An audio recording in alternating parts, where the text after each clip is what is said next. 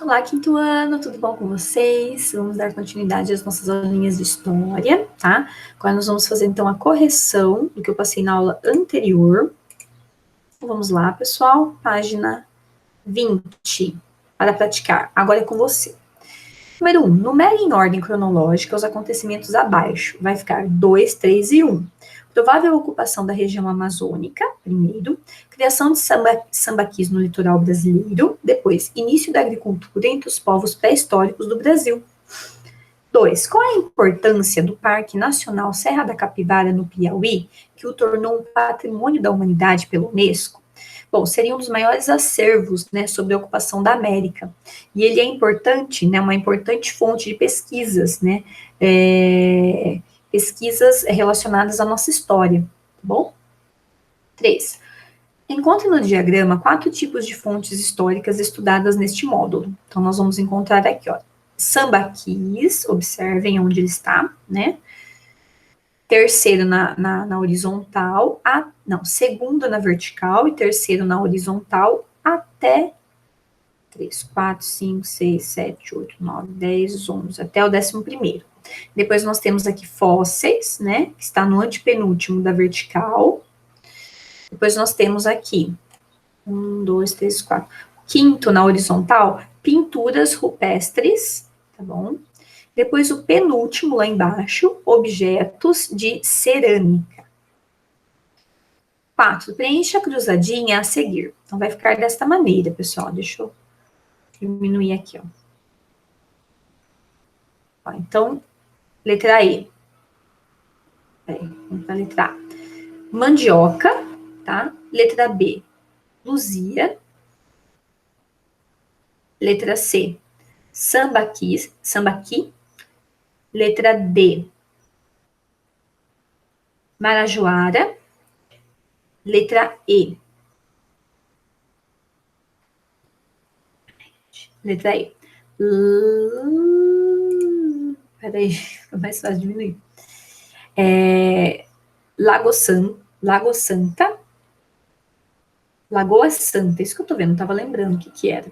Letra E, agora a letra F, Serra da Capivara, né, muito importante.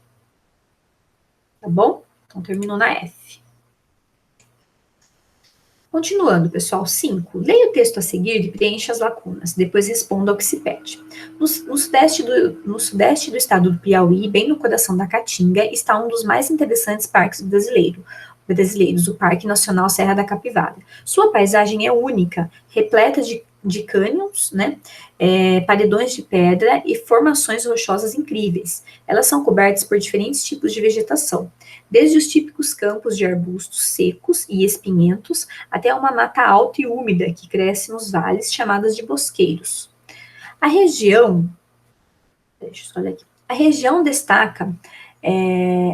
se destaca por sua grande importância histórica. O parque abriga mais de 1.000 sítios arqueológicos, locais onde estão preservados vestígios de povos que viveram há milhares de anos. Além de esqueletos humanos, também são encontrados nesses sítios uma grande diversidade de objetos como adornos, pontas de flechas, cerâmicas, machadinhas, entre outros. Para entender como viviam nossos antepassados, é preciso estudar cuidadosamente esses objetos, como quem junta peças de um enorme quebra-cabeça. Para a alegria dos arqueólogos, os povos antigos registraram parte de seu cotidiano em figuras pintadas nas paredes. As chamadas pinturas rupestres são a principal atração do parque, né? E os esforços para sua preservação deram origem à Fundação Museu do Homem Americano. As figuras registram cenas como danças, rituais religiosos e grandes caçadas. Também há muitos desenhos de animais, sendo possível reconhecer até espécies que já foram extintas, como preguiças gigantes e ilhamas. Legal, né, gente? Bom, letra A. De acordo com o texto, o parque é importante apenas por sua riqueza natural? Justifique sua resposta. Não, né, pessoal? Por quê? Porque ele também conta com, além da sua riqueza natural, ele conta com registros antigos, né, da nossa história, registros importantes, né, da história do povoamento do Brasil, tá bom? B. Por que o texto compara o trabalho do arqueólogo com a montagem de um quebra-cabeças? Bom, porque aqui, pessoal, é necessário levantar pequenas evidências, né, e ir unindo nessas evidências até formar e construir como era o modo de vida daquelas pessoas, né, como eram os povos que povoaram o Brasil. Bom, vamos testar. Assinale a alternativa que melhor define as pinturas rupestres. Letra B. Registros de episódios cotidianos, como a caça e a guerra, feitos em rochas. 2. Os sambaquis eram, letra D de dado, montanhas construídas com conchas e outros objetos. Então, o que nós conseguimos estudar aqui na sua unidade para concluir? Sítio arqueológico é o local em que pesquisadores investigam indícios do passado, como fósseis de animais, esqueletos de seres humanos e outros vestígios de sociedades humanas, como ferramentas, construções e pinturas rupestres. As evidências arqueológicas que nos ajudam a conhecer a história dos primeiros grupos humanos e ocuparem o atual território brasileiro. Os vestígios arqueológicos de Lagoa Santa permitiram que pesquisadores descobrissem parte, né, do modo de vida do povo de Luzia, que foi a primeira brasileira encontrada, né, até os dias de hoje. Os seus indícios, né, os seus fósseis. Os indícios revelam que eram nômades, realizavam caça e coleta de alimentos. Por meio do estudo dos sambaquis, os pesquisadores identificaram indícios de sedentarização de comunidades indígenas e a localização desses povos no litoral. A civilização marajoara se iniciou a partir do desenvolvimento da agricultura e da sedentarização, então eles não eram mais nômades, né?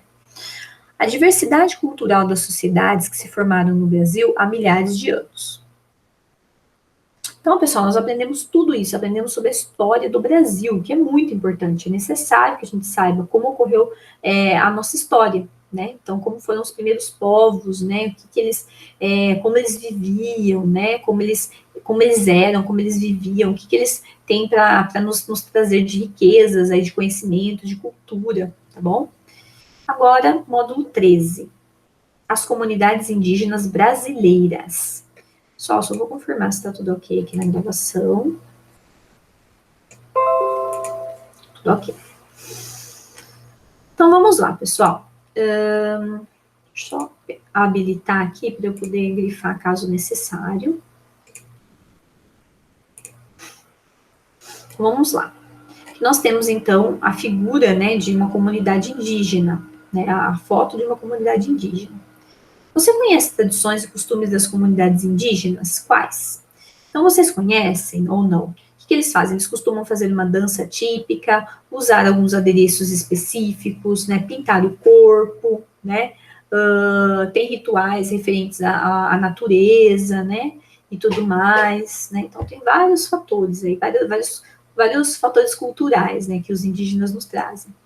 Você acha que as comunidades indígenas se modificaram com o passar do tempo? Olha, pessoal, as comunidades modificaram-se muito, na verdade. Por quê? Porque nos dias de hoje eles têm acesso ao que eles não tinham antigamente. Então, hoje em dia, muitas comunidades, não vou dizer todas, porque tem as comunidades que são ainda mais tradicionais, mas muitas comunidades já têm acesso a computadores, a internet, a televisão, então eles estão por dentro, né, das informações do mundo, né, usam roupas, né, normais, não ficam mais com essas roupas específicas aí, né, que antigamente utilizavam, tem acesso à escola, à faculdade, né, então não é só a escola deles lá, eles têm acesso à escola geral, né, a outro tipo de escola também, escola que se frequenta pessoas que não são indígenas, né, tem acesso à faculdade, ao mercado de trabalho, tá bom? Como você imagina que se organizavam as comunidades indígenas presentes no território brasileiro? Como vocês acham que elas se organizavam antigamente, né? Como ainda não tinha muita instrução, né? Então eles tinham uns rituais bem rígidos, bem tradicionais, na verdade. O modo de vida deles era bem tradicional, bem isolado, né? Não tinha toda essa convivência que existe hoje, toda essa interação com os meios de comunicação. Aqui nós temos uma dança Imaricumã, que é um ritual feminino, e dança do beija-flor realizada por membros da aldeia Aiá no Xingu, em Querência. Olha só que legal. Para começar, pessoal, território brasileiro ele é composto de uma grande variedade de povos indígenas. Antes da chegada dos portugueses ao Brasil, em 1500, o número de comunidades indígenas era muito maior. As sociedades indígenas não são todas iguais. Cada grupo étnico possui características próprias e contribui de diversas maneiras para a formação da sociedade brasileira.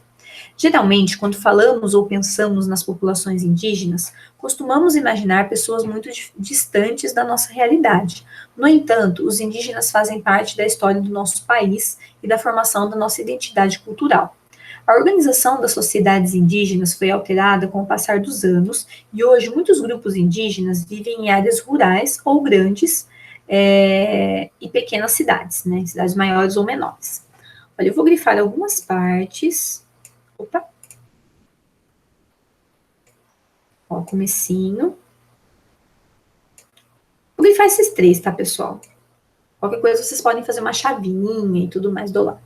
Então, aqui nós temos um jovem que tira selfie durante os jogos mundiais dos povos indígenas em Palmas. Então, observem como que existe uma modernidade a mais, né?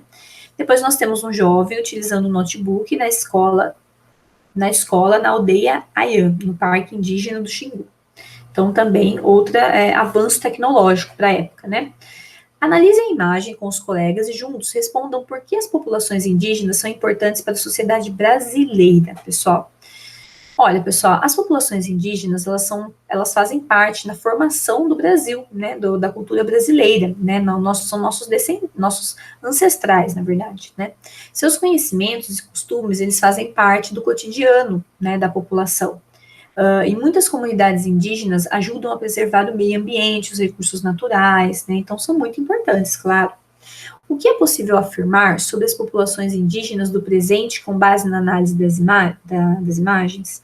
Olha, nos dias de hoje nós podemos observar que existe uma modernidade, uma era digital que chegou até os indígenas, né? Então eles têm acesso a meios de comunicação, né? Eles têm acesso à internet, à televisão, à informação, né?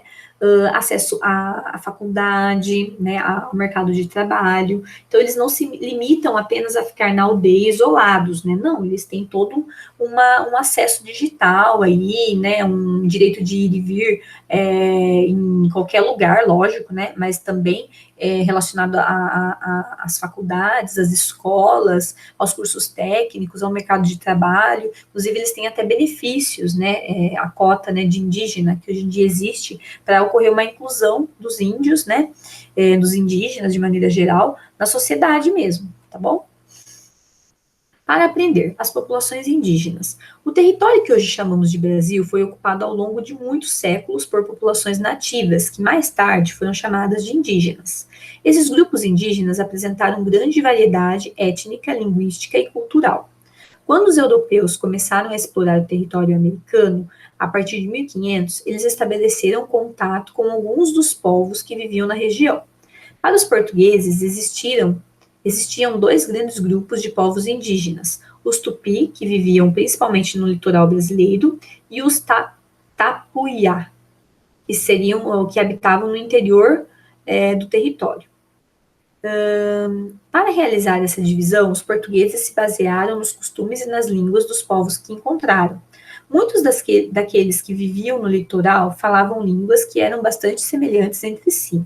Essas línguas foram chamadas de tupi, e em pouco tempo os portugueses conseguiram aprendê-las e passaram a se comunicar com os povos indígenas que as utilizavam. As línguas faladas no interior eram muito diferentes daquelas que eram utilizadas pelas sociedades do litoral.